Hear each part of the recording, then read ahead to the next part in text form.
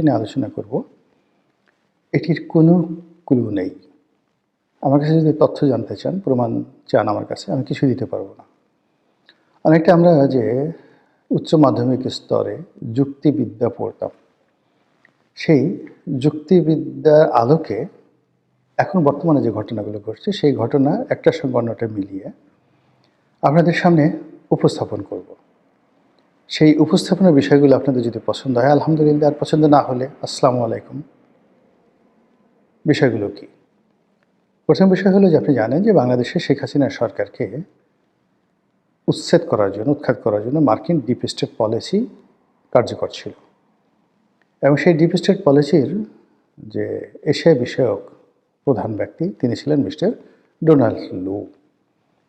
Donald লুয়ের সঙ্গে ভারতের যে পররাষ্ট্র উপদেষ্টা, নিরাপত্তা উপদেষ্টা মিস্টার অজিত দোভাল, তার বন্ধুত্ব ছিল, দ্বন্দ্ব ছিল, সংঘাত ছিল।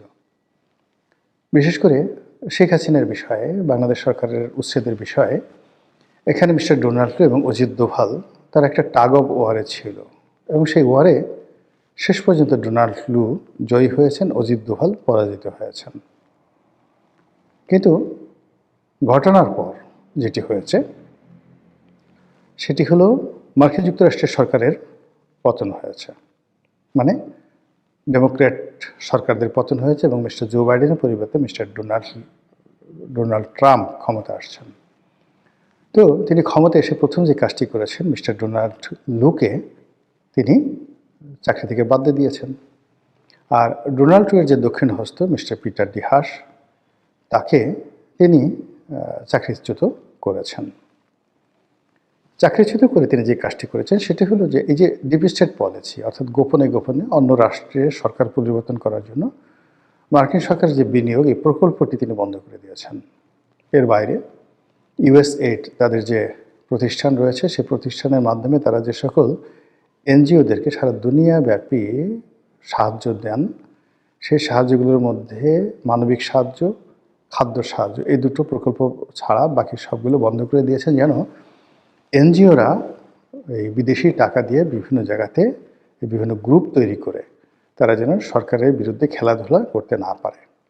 এটা ছিল ডোনাল্ড ট্রাম্পের প্রাথমিক বিজয় বা তার বিজয় পরবর্তী যে সিদ্ধান্ত।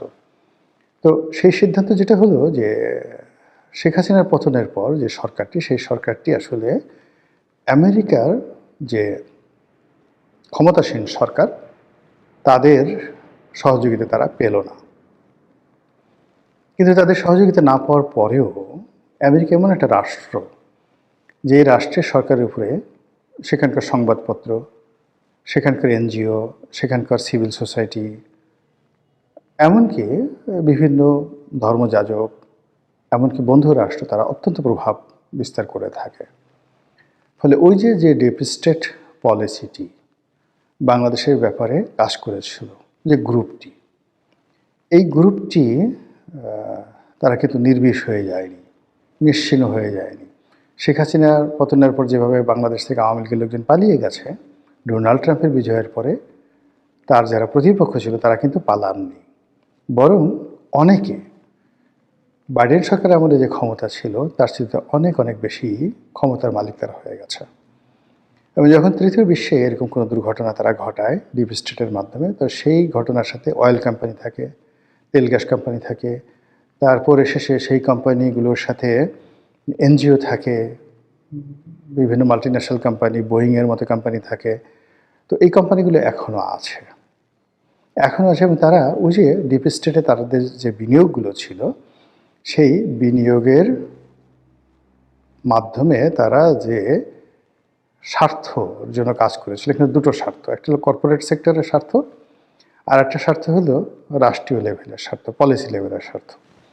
তো কর্পোরেট লেভেলে যে স্বার্থগুলো থাকতে পারে তার মধ্যে হলো মার্কিন বোয়িং কোম্পানি থেকে বিমান কিনতে হবে, মার্কিন যে তেল কোম্পানিগুলো আছে তাদেরকে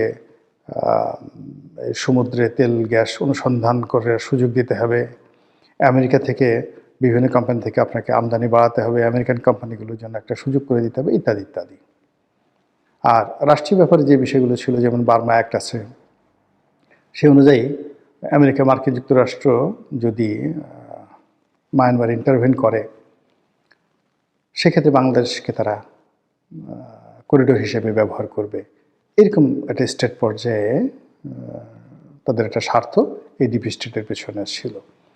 তাহলে এখন চিন্তা করুন যে ডিপ স্টেটের সঙ্গে রাষ্ট্রীয় যে স্বার্থগুলো বিষয় ছিল, সেই স্বার্থের বাইরে প্রাইভেট সেক্টরে 99% স্বার্থ ছিল প্রাইভেট সেক্টরে, সেগুলো কিন্তু আমেরিকাতে এখনও আছে।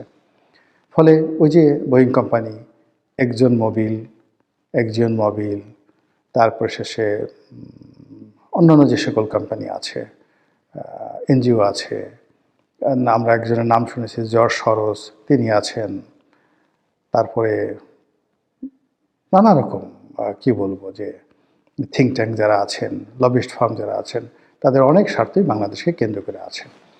এখন গত 14 মাসে এই স্বার্থগুলো কি তারা কতটা আদায় করতে পেরেছেন?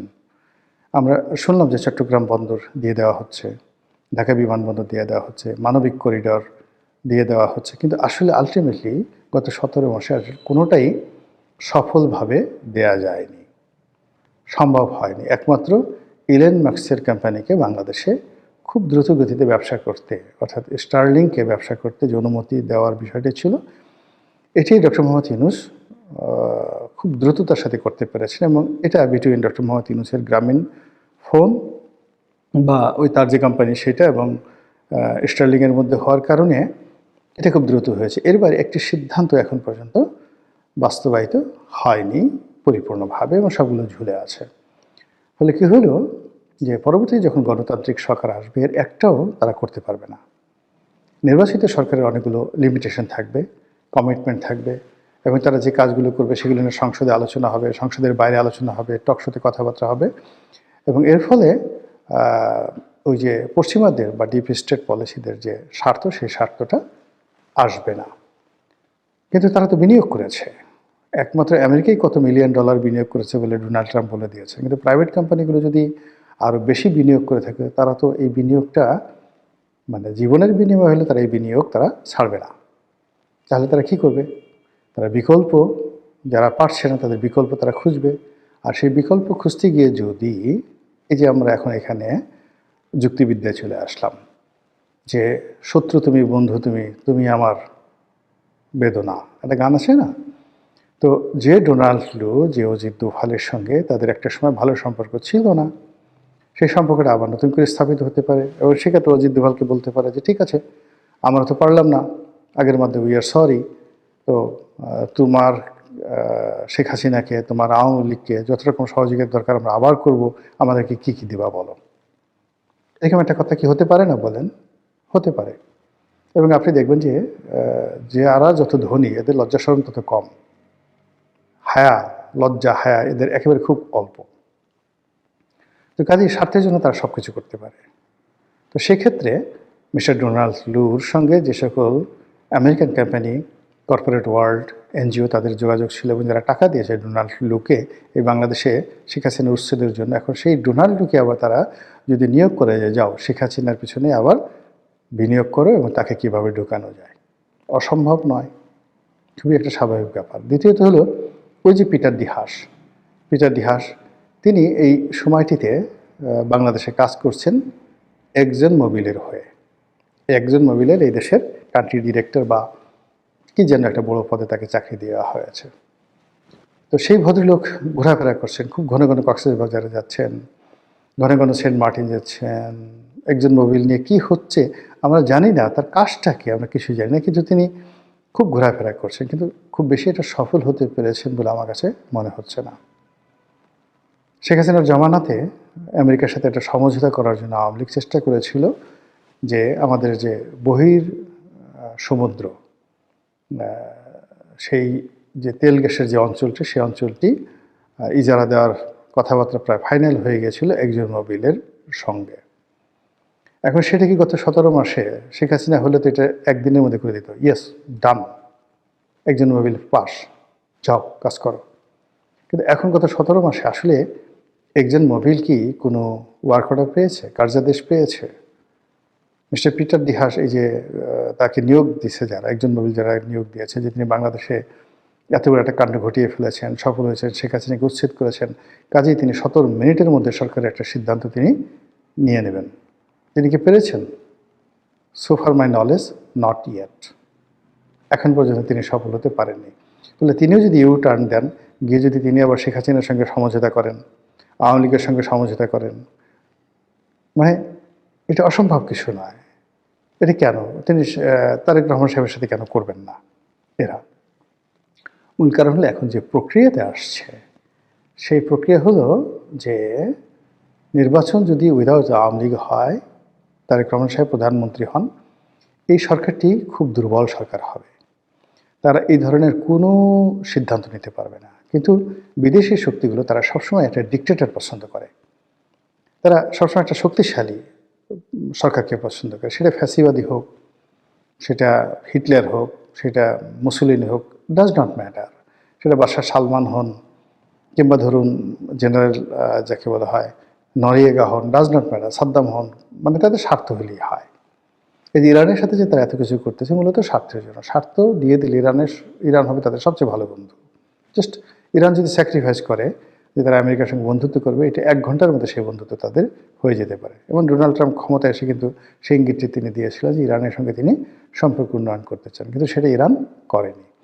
তো শেখ হাসিনা যদি ফ্ল্যাকচুয়েট করেন, বা বাংলাদেশে যারা এই গত 17 মাস ধরে এই সরকারের পিছনে ঘুরছে এবং অনেক কিছু আশা করছে, কিন্তু এই সরকার যখন তাদেরকে কোনো বিষয়ই পারফেক্ট কোনো সলিউশন দিতে পারেনি, তখন সেখানে কি হতে পারে? সেখানে এই যে আমি যে একটা কাল্পনিক দৃশ্য আঁকলাম, বা যে ঘটনাগুলো বললাম, যে সমীকরণগুলো আমি আপনাদেরকে মিলানোর চেষ্টা করলাম, সেটি কি হওয়া সম্ভব নয়? আর সেটা যদি সম্ভব হয় তাহলে হবে না কেন? ইফ ইট ইজ পসিবল, তাহলে বলুন যে কেন সেটা হবে না। আর এটা যে করা হচ্ছে না, এই কথাও কিন্তু বুকে হাত দিয়ে কেউ বলতে